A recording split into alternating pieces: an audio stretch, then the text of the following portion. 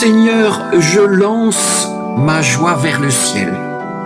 Merci mon Dieu pour les joies que tu me donnes. Et d'abord, merci pour la joie d'exister. Seigneur, je lance ma joie vers le ciel comme une volée d'oiseaux. Voici un jour qui brille, qui étincelle, qui éclate de bonheur à cause de ton amour.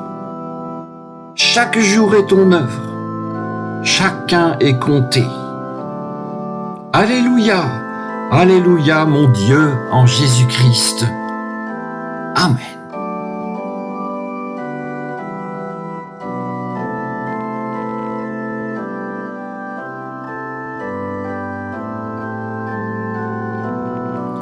Il y aura des signes dans le soleil, la lune et les étoiles, et sur la terre les nations seront dans l'angoisse, épouvantées par le fracas de la mer et son agitation. Tandis que les hommes défailleront de frayeur dans la crainte des malheurs arrivant sur le monde, car les puissances des cieux seront ébranlées. Alors, ils verront le Fils de l'homme venir, entouré d'une nuée dans la plénitude de la puissance et de la gloire. Quand ces événements commenceront à se produire, dit Jésus, redressez-vous et relevez la tête, car votre délivrance est proche. Et il leur dit une parabole. Voyez le figuier et tous les arbres. Dès qu'ils bourgeonnent, vous savez de vous-même, allez voir que déjà l'été est proche. De même, vous aussi, quand vous verrez cela arriver, sachez que le règne de Dieu est proche. En vérité, je vous le déclare, cette génération ne passera pas que tout n'arrive. Le ciel et la terre passeront, mes paroles ne passeront pas. Tenez-vous sur vos gardes, de crainte que vos cœurs ne s'alourdissent dans l'ivresse, les beuveries et les soucis de la vie, et que ce jour-là ne tombe sur vous à l'improviste, comme un filet. Car il s'abattra sur tous ceux qui se trouvent sur la face de la terre entière. Mais restez éveillés dans une prière de tous les instants, pour être jugés dignes d'échapper à tous ces événements à venir et de vous tenir debout devant le Fils de l'homme.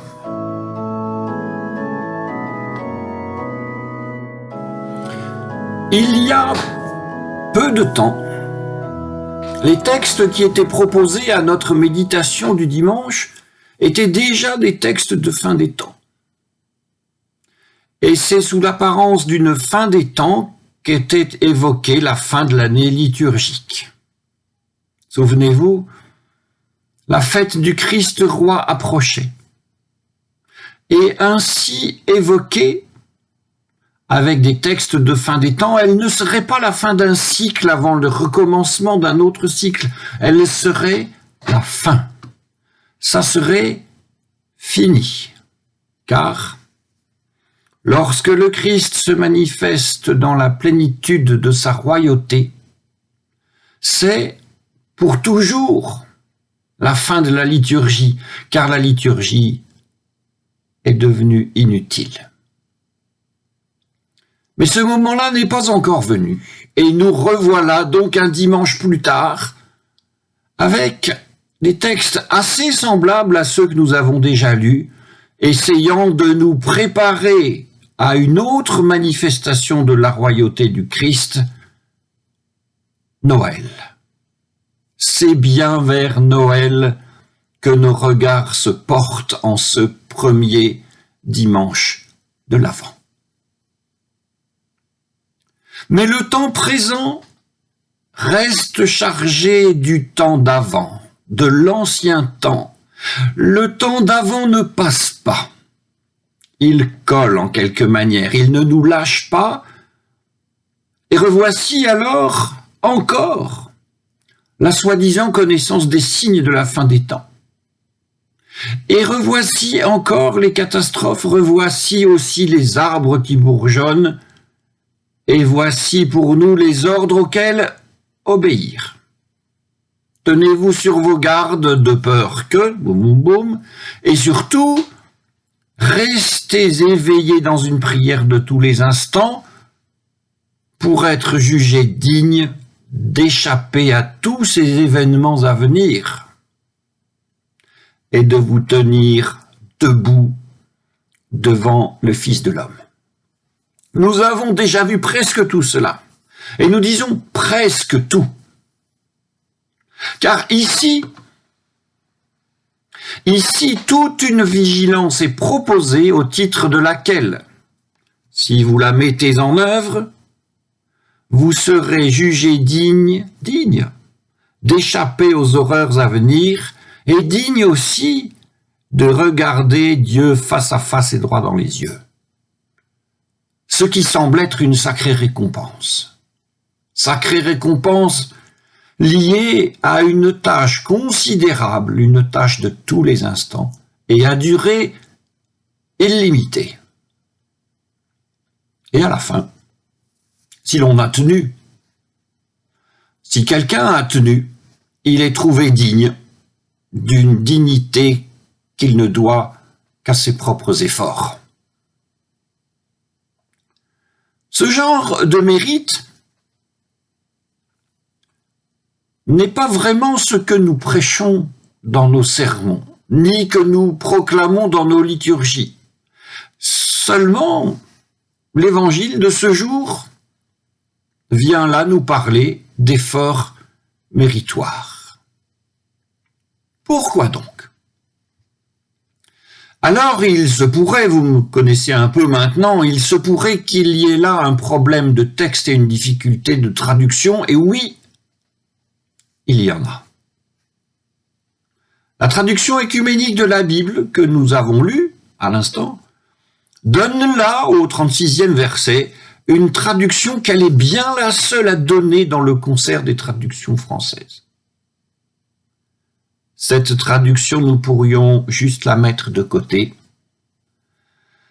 Eh bien, plutôt que de le faire, nous allons méditer sur la préparation, sur notre préparation avec des questions comme « Suis-je prêt? Suis-je prête? Prêt ou prête à quoi ?» Eh bien, ces dernières semaines, nous avons eu à évoquer la fin des temps, présente ici et là dans la Bible. Et devant les collections d'événements prédits, nous pouvons encore nous demander « Sommes-nous prêts ?»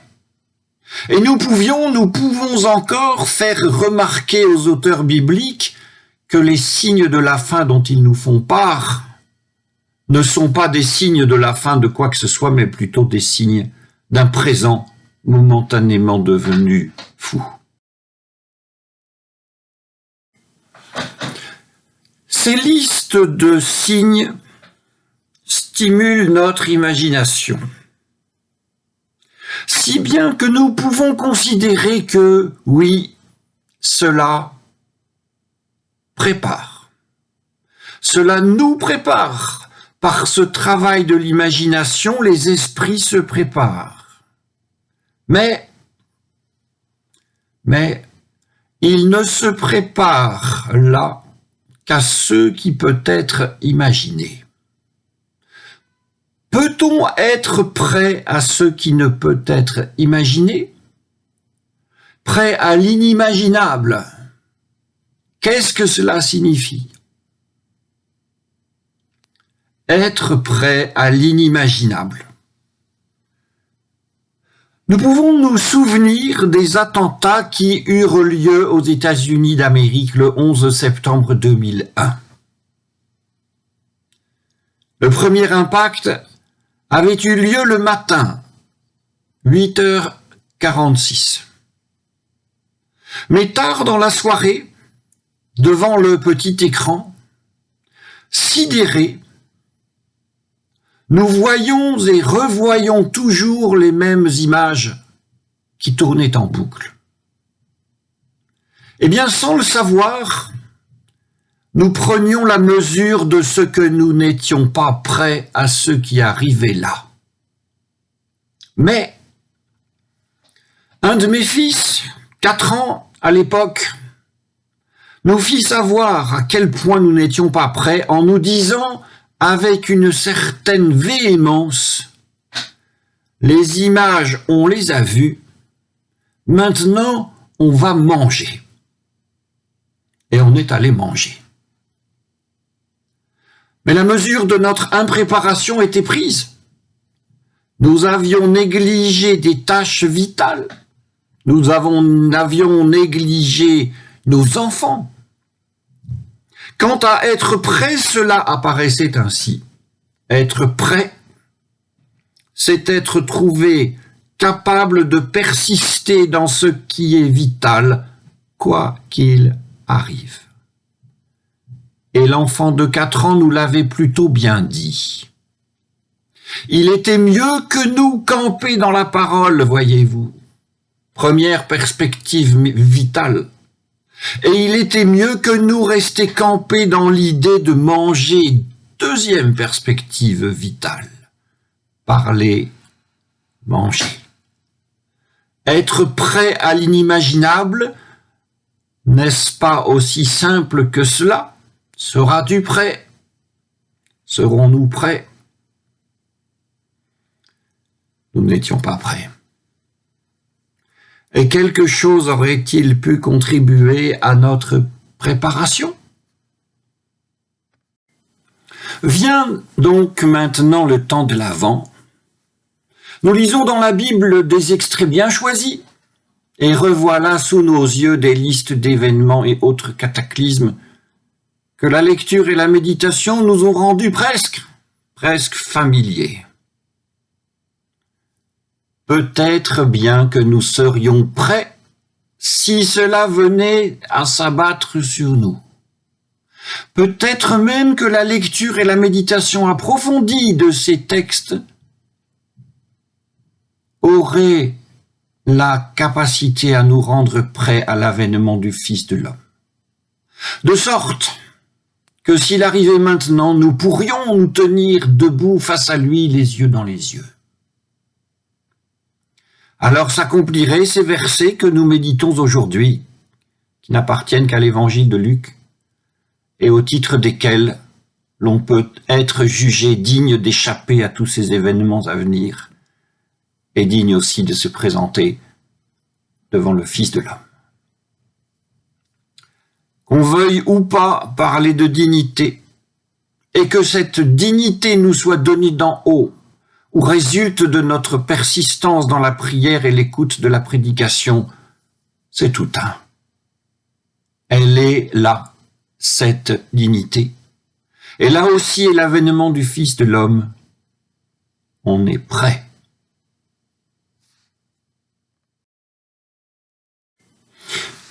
À la fin du temps de l'Avent, c'est l'avènement du Fils de l'homme. À quoi va-t-on reconnaître cet avènement? À de grands prodiges dans le ciel et sur la terre? Eh bien, nous pouvons faire les savants et réciter l'évangile de Luc. Mais une récitation passe à côté de ce qui est annoncé, à savoir que c'est dans la prière et dans la méditation que l'on se prépare et non dans l'apprentissage savant. On attend. Et il s'agit bien de continuer toujours à nourrir cette attente. Et en plus, une récitation passerait à côté de ce que l'évangile de Luc veut proposer, et il veut proposer que ce qu'il annonce reste pour toujours sans préparation possible. Aussi, lorsque le Fils de l'homme advient, disons 2e chapitre de l'évangile de Luc, même lorsque nous célébrons Bethléem, il nous faut nous en tenir aux questions de notre préparation et de notre impréparation. Ça n'est pas trop difficile à cette étape. Être prêt à reconnaître en l'enfant Jésus de la crèche celui qui est le Fils de l'homme ne nous est pas très difficile Nous y sommes préparés, nous y sommes même entraînés au fil des années qui passent. Mais considérons la distance qu'il y a entre le prince du ciel venant sur les nuées et l'enfant de Bethléem arrivant dans la crèche. Et essayons d'imaginer une même distance entre l'enfant de Bethléem et quoi donc? Quoi donc tout en bas ou tout au bout? Ceci. L'avènement du Fils de l'homme se produit aujourd'hui dans la mise au monde d'un petit mâle de l'espèce humaine, lequel il y en a des milliers. Et en plus, si notre monde est moins un monde d'hommes qu'il ne le fut jadis, le Fils de l'homme pourrait bien être une fille, des milliers encore.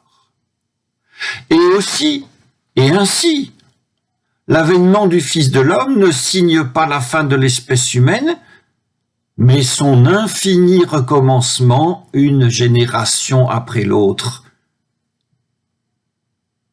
Et revient alors la question que nous nous posons depuis tout à l'heure. À cela, seras-tu prêt? Eh bien, je crois qu'à cette question, nous pouvons oser répondre « Je serai prêt, je serai prête ». Et nous le faisons et nous le ferons, tout en persistant dans nos prières et dans nos engagements. Amen.